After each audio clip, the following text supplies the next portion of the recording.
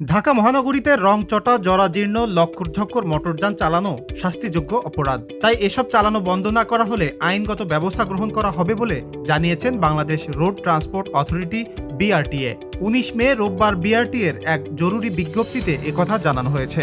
বিজ্ঞপ্তিতে বলা হয়েছে, ঢাকা সহ মহাসড়কে লক্কর-ঝক্কর, রংচটা, গ্লাস ভাঙা, লাইট ভাঙা এবং সিট ভাঙা মোটরযান মহাসড়কে চলাচলের কারণে প্রায়শ সড়ক দুর্ঘটনা হচ্ছে। বাংলাদেশ বর্তমানে একটি উন্নয়নশীল দেশ।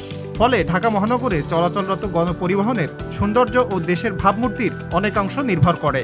সড়ক দুর্ঘটনা পরিস্থিতি উন্নতির লক্ষ্যে এ ধরনের ত্রুটিপূর্ণ মোটরযান চলাচল বন্ধ করা খুবই প্রয়োজন।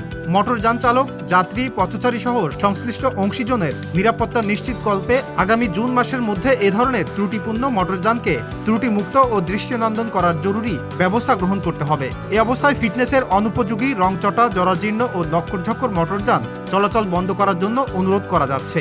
অন্যথায় আগামী ১ জুলাই থেকে এ বিষয়ে আইনগত ব্যবস্থা গ্রহণ করা হবে।